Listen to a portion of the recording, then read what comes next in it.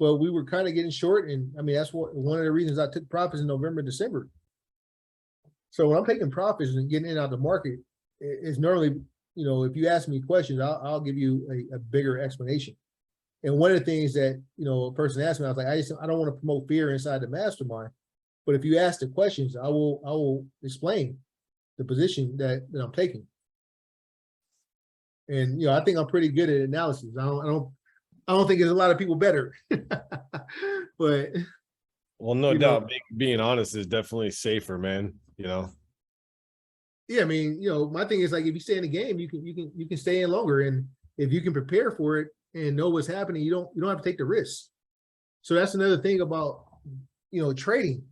It is that you can wait for your ideal setup. There's no reason to take 50-50 trades when the market, like you say right now, everybody right now, they just said the market is moving, right? So if we're looking at it, that this is the time to be trading, right?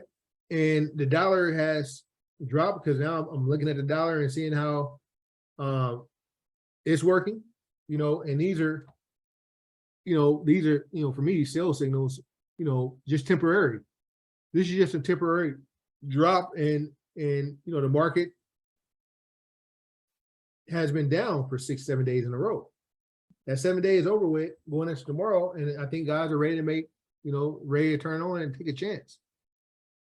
So even this Ripple, I sold it earlier, and I can hop back in it now, right?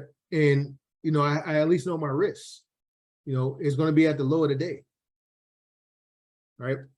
So I sold XRP earlier, and I had like 17, and I just got a small position again, and it'll just be a small position. And then tomorrow I'll probably go into a lot bigger positions. I'll probably do 5,000 with 10x. Right. And that is, it just, you wait for the opportunity, but I don't have to risk it now. But for guys that's not in, you can take the trades tonight. This is the opportune time to trade. So part of the volume, sentiment, and timing idea. All right, and then there's some new features, right? There's some new features inside. We're gonna go over them. I'm gonna go over them. We got a couple of minutes. Days trading, we see volume coming in, and it is a Monday, right? This is normally where it's anticipating selling from 3 to 9. We don't know if this is a short squeeze, they squeeze in the market, or as new volume coming in. We look at total, right? I'm pretty sure we're gonna see that there's new volume, right? That's volume coming in the market. That's not a short squeeze. Right, so this is volume, and then up here around 1940, 1950.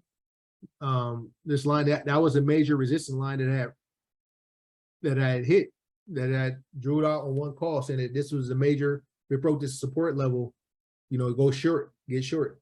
If it gets up here, you'll probably have some static tomorrow, but this is what I would look at it to go up. Hey Jamar, quick question. On the Lark-Laguerre RSI indicator, right, when it's all in the yellow up high, that's a high sentiment or high volume. What you mean when it's in the yellow up here? Like when you're looking at TradeView, when you're in the Lark-Laguerre RSI, down at the bottom under your chart. This is it.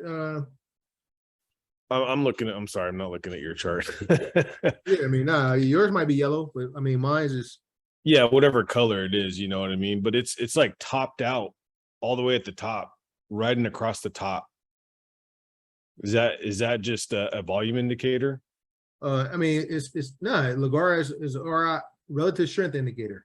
Okay. So when it's above 80, the strength is high. Right, and sometimes it'll rise and it's still there, and eventually you'll expect to drop. But it's also the time you're looking at it. Right. The time frame that you're looking at.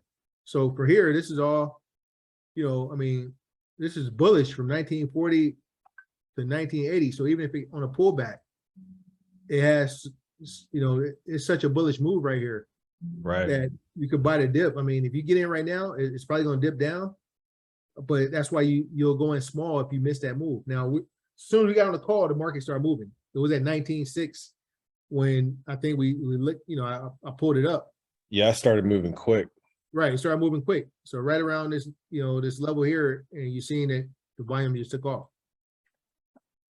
So I don't know what the news is. I mean, I started looking at crypto panic, and I started looking at, you know, what's going on. Why is it moving so fast?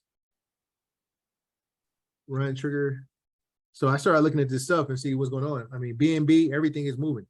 Yeah.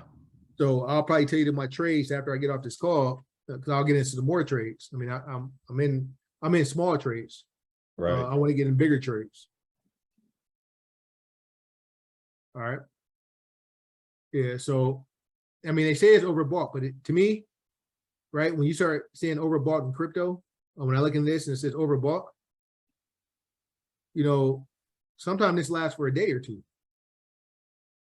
Right. And, you know, it definitely shot up. It's a short squeeze. And it's volume. The people that missed out, they're looking to buy. Right. So, and we know that we're going into a new session tomorrow. So you'll have a dip in the morning, and I say buy it. You know, but for right now, I think people get squeezed out as well. Right. That's the short squeeze that, you know, you'll see if you read, you know, is when everybody is short in the market and they don't anticipate this move.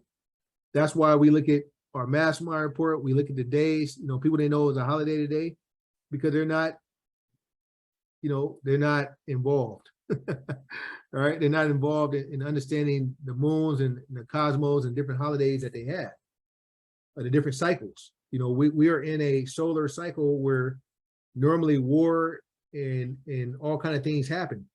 So you see this thing goes off the chart in 2023. It is going to be a highly volatile year, just based on the 100 years of space volatility in cosmoeconomics. All right. And so, you know, we had this in here so you kind of can see it.